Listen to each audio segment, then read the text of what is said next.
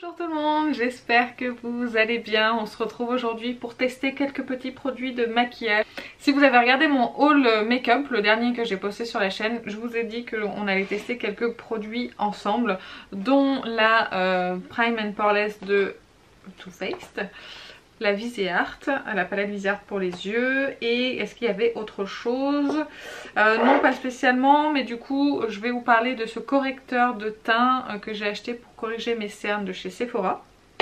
Et également en profiter pour vous parler de la base Hourglass, la base à paupières Hourglass, voilà. Ah si, j'ai failli oublier le petit concealer de chez Armani. Si jamais vous aimez ce genre de vidéo, bah, n'hésitez pas à la liker, et surtout si vous n'êtes pas encore abonné, bah, n'hésitez pas à le faire, hein. Bien sûr c'est gratuit et ça fait plaisir. Alors on va commencer par les yeux. Alors j'ai déjà, à savoir que j'ai déjà appliqué une base pour le teint qui est la MAC Prep Plus Prime Natural Radiance. Je la présente plus celle-ci parce que ça fait des mois que je mets que celle-ci. Donc voilà, c'est toujours la même. Donc on va attaquer par les paupières. Je vais utiliser la base Hourglass sur une paupière et la base Urban Decay Primer Potion que j'ai racheté récemment parce que j'ai fini l'autre. Donc je vais l'utiliser sur l'autre paupière. Simplement pour être sûr que les fards tiennent bien en fait sur la paupière. Je vous explique. La base Hourglass, je l'ai essayé avec plusieurs fards, types de fards à paupières. Urban Decay et Natasha Denona. Elle a très bien tenu avec Natasha Denona, c'était d'ailleurs très beau avec les fards de la bronze palette. C'est super bien ressorti, ça faisait ressortir les fards lumineux, c'était vraiment très beau. Et ça a très bien tenu toute la journée.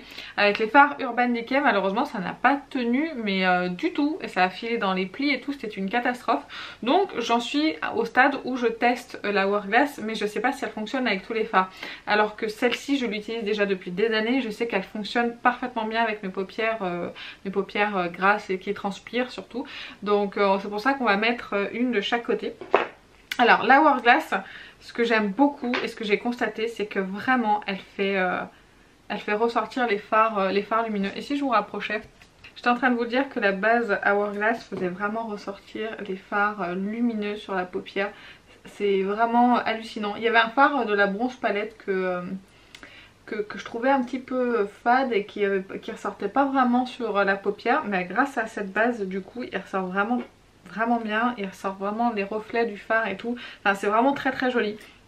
Donc c'est pour ça qu'en fait pour le moment je l'aime bien, mais je suis mitigée parce qu'elle tient pas vraiment avec tous les fards. Donc on va appliquer sur l'autre paupière la Primer Potion, hop. Nous allons donc utiliser la Spritz Edit de Viseart, donc cette magnifique palette que je trouve vraiment très jolie. Je vous la montre d'un petit peu plus près. Je pense, j'ai envie d'utiliser celui-ci, il me fait vraiment envie. Et celui-ci aussi. En fait je sais pas, je sais pas ce que je vais faire. Ça va être au feeling comme d'habitude, hein. Donc en tout cas, dans un premier temps on va prendre ce fard là et on va l'appliquer dans le creux juste pour poudrer un petit peu les bases. Voilà, donc on a poudré, enfin moi parce que jusqu'à preuve du contraire je suis toute seule. Je l'ai poudré donc avec ce fard-ci, il se voit un petit peu sur ma paupière, c'est pas complètement la couleur de ma paupière mais c'est pas grave, ça fait une base pour les prochains fards. Je vais prendre celui-ci, juste ici, et je vais le mettre en creux de paupière.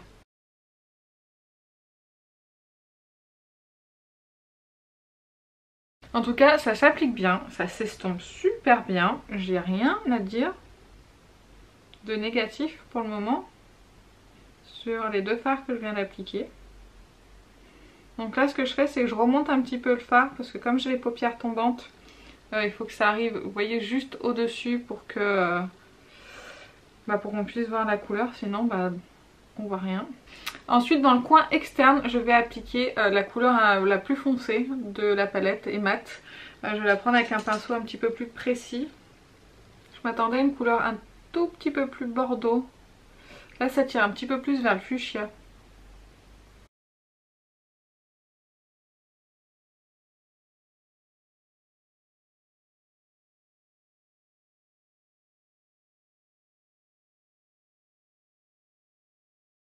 Pour le moment sur le fard mat, sur les fards mat en tout cas, j'ai rien à dire. Après moi c'est pas là où j'ai le plus d'attente. Pour moi un fard mat, si il s'estompe bien, il s'étale bien et qu'il patche pas, pour moi ça me suffit. Là ça a l'air d'aller, c'est juste que c'est... Je m'attendais pas à une couleur aussi fuchsia, je pensais que ça allait être un petit peu plus bordeaux sur cette teinte là. Mais bon, c'est pas non plus une catastrophe. Mais voilà, ça s'étale bien, ça se fond bien. Les trois couleurs ensemble là pour le moment se fondent super bien entre elles. Ça fait un joli dégradé selon moi bien sûr. Mais ouais, c'est plutôt pas mal. J'aime bien. Je suis plus exigeante en fait avec les fards lumineux qu'avec les fards mat. Parce que je trouve que c'est plus facile à faire un fard mat qu'un fard lumineux. Après je ne suis pas du tout dans la conception de la cosmétique. Je me trompe peut-être, mais pour moi ça paraît plus évident. Là par contre j'ai un petit peu plus de mal à étaler le fard sur la base Hourglass. C'est un petit peu plus difficile. Je sens qu'elle accroche un petit peu. Donc du coup j'ai un rendu qui est moins fondu qu'avec la Primer Potion. C'est un peu plus compliqué là pour moi. Je l'avais déjà remarqué, mais quand on utilise des couleurs claires, c'est pas grave. C'est que sur des couleurs foncées où c'est plus compliqué. Parce que du coup sur les couleurs foncées il faut bien les estomper, sinon après on se retrouve avec des patchs.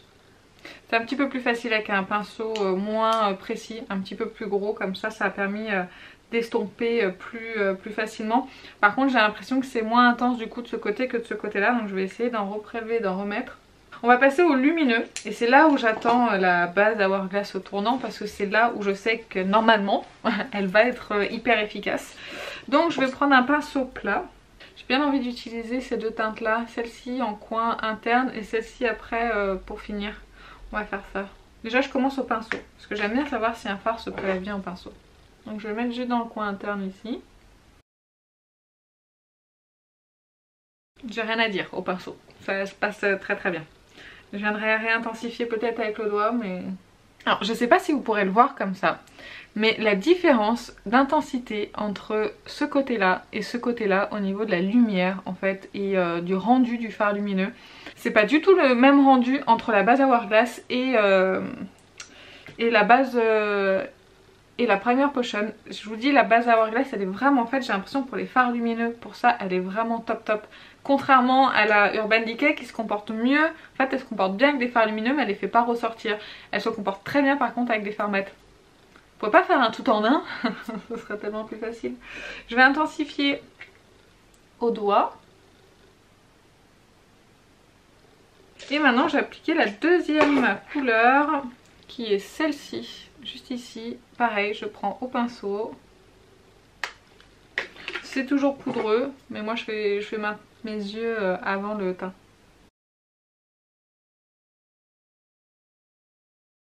Elle est très belle cette couleur. J'aime vraiment beaucoup. Qu'en pensez-vous? Moi j'aime beaucoup. Je vais juste reprendre un petit peu le fard fuchsia Bordeaux, on sait pas trop quoi. Et juste pour juste en réappliquer comme ça sur le coin externe et un petit peu flouter. J'aime beaucoup ce que je vois et j'aime beaucoup ce fard-ci. Il est vraiment très joli. Vraiment très beau. Bah écoutez, pas de déception sur les fards lumineux. Moi je les aime vraiment beaucoup. Alors pour le teint, je vais appliquer ce petit machin. Le Unexpected, je le redis pour le plaisir de vos oreilles, le Unexpected Paradise de Kiko, c'est pire que d'habitude. C'est un fond de teint avec un SPF de 30, je vous avais dit qu'en teinte 03 que j'aimais beaucoup ce petit machin. Et donc là il est dans ma rotation ce mois-ci, donc je l'applique avec grand plaisir. Et d'aller vite parce que c'est un produit dont je vous ai déjà parlé et dont je vous ai déjà dit que j'adorais. Qui est absolument magnifique sur la peau, il est imperceptible, il unifie le teint, par contre il camoufle pas non plus des masses hein, mais il unifie le teint et moi ça me suffit, comme je vous ai dit, moi si on voit mes boutons. Allez, on va passer maintenant au cerne avec l'application de ce correcteur de chez Sephora, donc c'est un correcteur pêche pour neutraliser un petit peu les cernes un peu bleues, violettes. J'aime bien la texture du produit, je l'ai déjà appliqué plusieurs fois. Mais il n'est pas hyper couvrant, donc il camoufle pas tout. Les cernes qui seront vraiment très prononcées, je suis pas sûre que ça puisse aller, que ça sera pas suffisant. Mais moi des fois avec un anti-cerne ça suffit pour camoufler. Enfin je sais pas si j'aurais dû faire un œil après l'autre pour que vous puissiez voir la différence, désolée. Moi ça me suffit, ça permet de neutraliser un petit peu, on voit quand même en transparence dessous. mais ça neutralise. Alors après j'aime bien la texture. J'aime beaucoup la texture du produit, c'est très liquide. J'aime bien les produits liquides, ils marquent moins les zones de sécheresse pour moi qu'un produit qui est épais et pâteux, hein, forcément. Pour moi ça ne pique pas dans les plis, ça tient bien. C'est pas une couvrance de fou, mais par contre c'est vrai que c'est pas mal. Ça permet de rajouter une couvrance supplémentaire à votre anti-cerne si jamais vous aimez les anti-cernes légers mais que la couvrance vous suffit pas. Mettez ça en dessous, franchement il est vraiment pas mal, il est fluide. Ça me donne du coup envie de retester l'anti-cerne de chez Sephora. J'avais testé il y a très longtemps et je pense que je vais le retester dès que j'aurai un jour écoulé mes stocks d'anti-cerne. J'en ai 4 en ce moment en même temps. Du coup j'aime beaucoup et là je vais l'associer aujourd'hui pour la première fois avec le Armani Power Fabric Concealer en teinte numéro 4 pour voir ce que ça donne. Mais là je sais pas si vous pouvez voir, là il a séché et il est lumineux le produit Sephora. Il a pas du tout filé dans mes plis, mais pas du tout. Et ça, je me suis fait couper la chic par mon appareil photo. Et ça a quand même camouflé, donc je trouve que c'est quand même un bon produit. Donc là on va appliquer l'anti-cerne par dessus. Je vais pas en mettre des tonnes du coup parce qu'il n'y a pas non plus grand chose à camoufler maintenant. Celui-ci je l'avais découvert dans une vidéo que j'ai faite avec, je parle du Power Fabric, hein. Excusez-moi si vous avez du mal à suivre, même moi des fois j'ai du mal à me suivre. Le Power Fabric de Armani, je l'avais testé en échantillon et j'avais beaucoup aimé la texture qui était un petit peu pas sèche mais qui séchait vite. Et là dans son emballage il est un petit peu moins, il a un peu moins cette texture comme ça qui sèche un peu plus vite. Qui sèche vite, je sais pas si vous arrivez à me suivre. Donc du coup il est un petit peu plus difficile à sécher et comme il sèche moins vite, bah du coup il file un peu dans les plis. Donc par rapport à la version de l'échantillon. Donc c'est vrai que même avec un échantillon on peut pas non plus se fier parce que si ça fait longtemps que le produit est dans l'emballage, il a peut-être séché un petit peu. Du coup il aura une texture qui sera différente, enfin vous voyez ce que je veux dire. Donc c'est un peu dommage. Mais sinon c'est un très bel anti-cerne qui camoufle ce qu'il a à camoufler, tout en légèreté, sans effet de matière, c'est lumineux, c'est joli.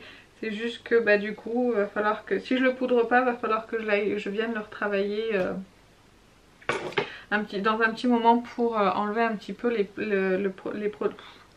pour enlever le produit qui s'est accumulé dans mes plis. On va continuer avec la poudre de chez Too Faced, donc la Prime and Poreless que j'ai utilisée une fois pour le moment et pour le moment j'ai pas d'avis dessus. J'ai pris un pinceau assez dense parce que j'ai remarqué qu'elle était difficile à prélever et beaucoup disent la même chose, donc elle est un peu compliquée à prélever et à appliquer, mais ce qui permet de ne pas en mettre trop non plus. Donc je vais l'appliquer aujourd'hui avec ce pinceau là qui est voilà, qui est pas mal parce qu'il est assez dense, donc il prélève de la matière et on va voir si elle a vraiment cet aspect floutant comme elle le promet. Mais écoutez, rien de miraculeux avec le pinceau. Je l'avais déjà appliqué avec la houppette et j'avais trouvé qu'on voyait quand même quelque chose. Ah! Donc je vais retenter avec la houppette même si je suis pas super fan. Parce qu'en fait elle est dure à prendre en main je trouve. Donc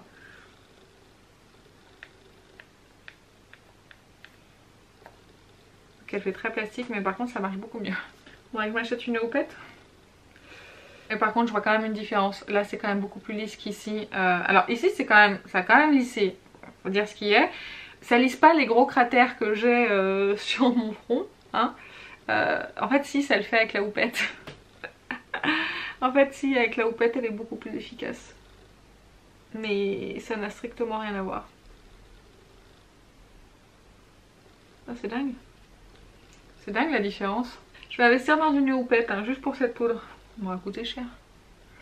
Bah écoutez, oui je suis d'accord, elle lisse mais avec la houppette. Voilà pour la poudre, je suis contente mais c'est pas... parce qu'elle lisse, elle fait vraiment ce qu'elle dit et c'est plutôt pas mal. Par contre après c'est à travailler uniquement avec la houppette et c'est moi ça me perturbe en fait de travailler ma poudre avec la houppette, j'ai pas l'habitude. Donc je vais voir peut-être pour en commander une houppette un petit peu plus grosse peut-être que celle qui est dedans parce qu'elle est difficile à manipuler je trouve.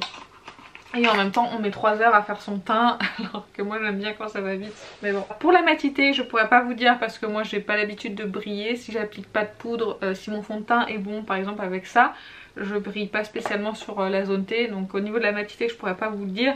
Je peux juste vous dire que voilà, elle lisse et que ça a bien lissé mes pores sur le front parce que j'ai quand même des sacrés cratères et ça a bien lissé. Et que ici vraiment aussi ça a bien lissé. Donc voilà. Nous allons finir le teint très rapidement parce que ça c'est un produit dont je vous ai déjà parlé qui fait partie de ma rotation, donc je vais aller assez vite. Mais comme c'est l'amour de ma vie, je peux pas m'empêcher de l'appliquer, ce bronzer. Il est tellement beau, tellement naturel. Je vais mettre ce blush là, je crois que c'est le seul blush que j'ai dans ma rotation ce mois-ci. Parce que j'avais aussi la palette, comment elle s'appelle? La palette teint chez Tarte. Et en fait je vous avais dit que je voudrais peut-être la vendre et en fait je l'ai vendue parce que... à l'une d'entre vous d'ailleurs. Et je l'ai vendue parce qu'en fait... parce que quand je la regardais, j'étais pas spécialement attirée par elle. Ça m'attire. Ce blush là il m'attire. Quand je le vois j'ai envie de le mettre. La palette, ben elle quand je la voyais j'avais pas spécialement envie de l'appliquer. Donc c'est pour ça que d'ailleurs je l'ai quasiment pas utilisée aussi. Et puis les palettes teintes, je me rends compte que les palettes teintes c'est pas vraiment fait pour moi. Mais bon. Donc voilà le blush, j'en ai beaucoup mis mais c'est pas grave, ça équilibre avec les yeux qui sont quand même assez chargés aujourd'hui. Donc ce blush là c'est pas du tout un regret. J'ai par contre le bronzer que j'avais acheté en même temps, lui je l'ai mis en vente aussi sur mon Vinted parce que au niveau de la teinte du bronzer, l'highlighter est très beau, celui qui est avec. Mais par contre au niveau de la teinte du bronzer, l'application et tout, j'ai connu mieux. Donc je préfère garder type ça dans ma collection plutôt qu'un bronzer que je vais pas prendre plaisir à mettre. Donc j'ai préféré leur vendre tout de suite. Et donc par contre le blush ça se voit d'ailleurs, je l'aime, hein. Je le mets beaucoup, on voit les traces de pinceau. Donc voilà pour ça. En guise d'highlighter je vais reprendre la poudre Hourglass que je vais mettre sur mes joues. Comme ça on va illuminer un petit peu le contour des yeux. Le contour du visage. N'importe quoi. Et en même temps ça rend mon bronzer un tout petit peu plus lumineux. On va finir les yeux avec cette petite palette qui ma foi pour le moment a tout bon. J'ai envie de dire. Qu'est-ce qu'on va faire en ras de cils? Je pense que je vais reprendre la teinte ici. Je vais appliquer en légèreté sur le coin externe mais dessous.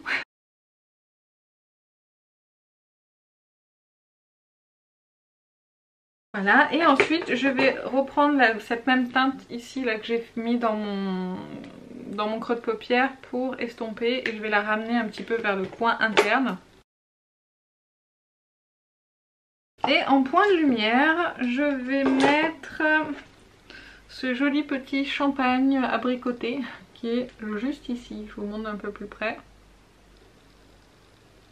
Voilà, qui est celui-ci. N'importe quoi, qui est celui-là.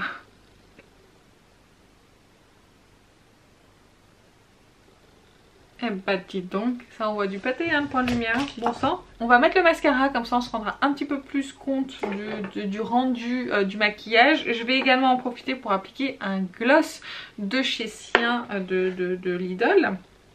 Au niveau du mascara, je vais appliquer le mascara Clinique Effet Fossile et je vais me recourber les cils. J'ai racheté un recourbe-cils parce que j'ai cassé le mien. J'ai ouvert mon tiroir comme une sauvage et je l'ai tordu. Et du coup, qui dit recourbe-cils tordu, dit recourbe-cils qui ne fonctionne plus.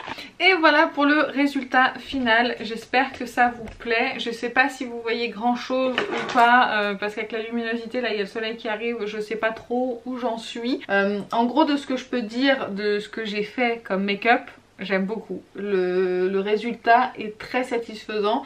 J'aime beaucoup l'intensité des fards lumineux. Vraiment c'est très joli donc pour le moment je suis très contente de l'utilisation de la palette. À part le fard que j'ai difficilement estompé du côté de la base Hourglass. Mais ça c'est pas de sa faute du tout. C'est la base qui fait ça. J'ai déjà eu le cas avec d'autres fards.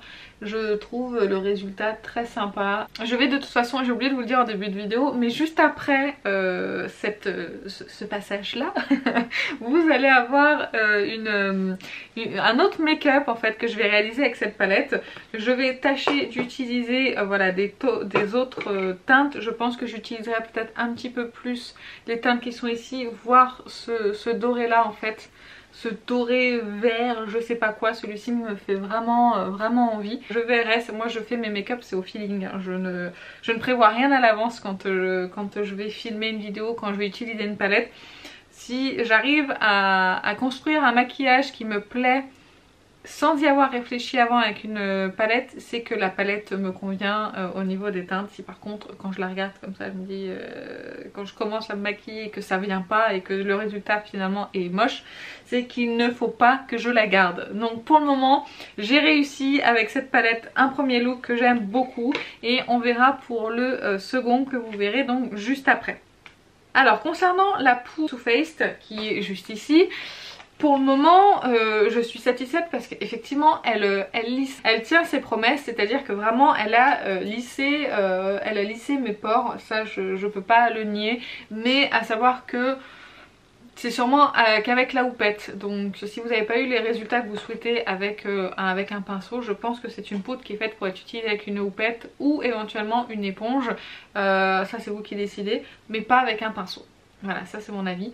Concernant, ça je vous ai donné mon avis, vous savez que je l'aime beaucoup et que je trouve que ça camoufle ce qu'il y a à camoufler sans en faire trop et pas d'effet de matière.